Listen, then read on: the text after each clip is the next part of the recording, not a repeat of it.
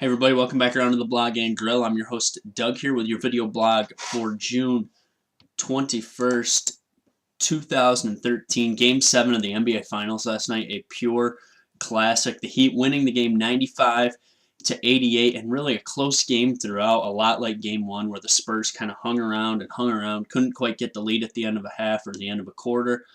And just some big shots, really probably one of the big turning points of the game had to be at the end of the third quarter when Mario Chalmers hit about a 25-foot buzzer-beating three-pointer. And that was big for them. And another key for the Heat was LeBron hitting the threes. He would go into a screen, get Duncan or Boris D out onto him. They wouldn't come out to play on him because they didn't want him to drive past him. So they laid back. LeBron hit threes. He was 5 of 10 from the three-point line. He had 37 points and 12 rebounds, 5 of 10 from 3, picking up his second NBA Finals MVP back-to-back. And really, I think the problem for the Spurs was they just got worn down. Tim Duncan had 24 points and 12 rebounds, but I think he got tired late. He missed a couple late buckets that he would have usually made. Chris Bosh really stepped up on D against him late. And now the questions begin. What do the Spurs do now? Does Manu Ginobili retire? I think it's possible. He has not been very healthy in these playoffs and has struggled quite a bit in some of these games. And with Ginobili possibly retiring, we saw Kawhi Leonard play big last night, 19 points, 14 rebounds, I do believe. And does Kawhi Leonard make the move into that big three and be the new third member of that big three? As I think Tim Duncan still has good years left in him, and he still wants that fifth ring, and I think he will get the fifth ring sometime, and Duncan's going to stick around. So it could be Duncan, Parker, and Leonard going forward as the big three for this team, and Thiago Splitter will continue to mature. And then on the other side of the ball, we look at the Miami Heat and what they need to do. I think they need to trade Chris Bosh, try and get rid of some of that contract, try and go out and get a more, maybe a more defensive-minded player. They have enough offense, I think. I think they can go out, maybe get a...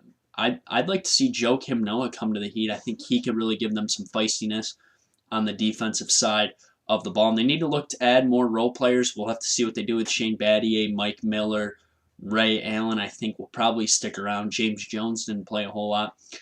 And they need to begin with the struggles of Dwayne Wade. They need to look to draft a Dwayne Wade backup. I think in the first round of this draft, they got to go out and find somebody to fill that role that Dwayne Wade could leave if he goes down with some more injuries. And continue to work with Mario Chalmers and Norris Cole. I think these guys could be a good 1-2 punch at the point guard spot for this team going forward. So it's going to be a lot of changes on both these teams, even though the Heat are coming off their second title in 3 years, 3 consecutive trips to the NBA Finals. Quite impressive for the Miami Heat. And we'll see what they do from there.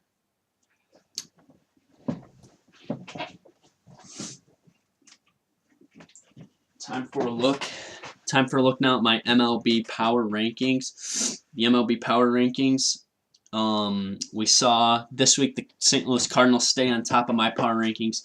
They finish off a 5-3 week. The Red Sox stayed at number 2, even though they had a 3-4 week, but nobody behind them really played that great either. So the Red Sox will stay at number 2.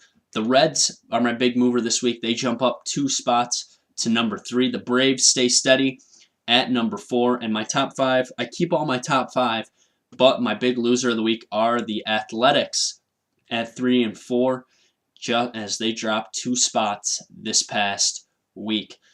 We got some teams right on the cusp. The Tigers, the Rangers, and the Pirates are breathing right down the A's neck to jump up into my top 5 in my MLB Power Rankings. All right, time for a little bit of take your pick for the weekend. The Clippers.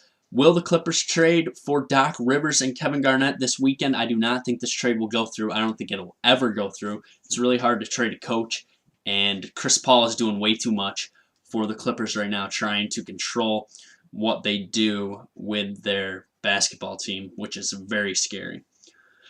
NASCAR's at Sonoma this weekend. I got Jeff Gordon winning the race. He's going to break through, get through this little bit of a slump he's been in, and he will pick up the win on Sunday. Game 5 tomorrow night, NHL Stanley Cup Finals, Bruins Blackhawks. I think Taves, Hossa, and Patrick Kane get it done. Blackhawks win Game 5.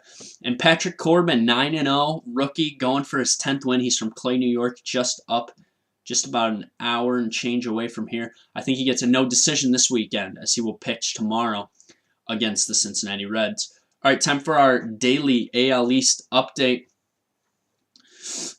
Red Sox will be taking on Detroit tonight at 7 o'clock. Leicester versus Fister should be a good game. Other AL East teams, Baltimore faces off against the hot Toronto Blue Jays. Jason Hamill and R.A. Dickey will take the mound. And the Yankees and Rays will be at the stadium tonight. Roberto Hernandez versus David Phelps. All these games start at 7 o'clock tonight.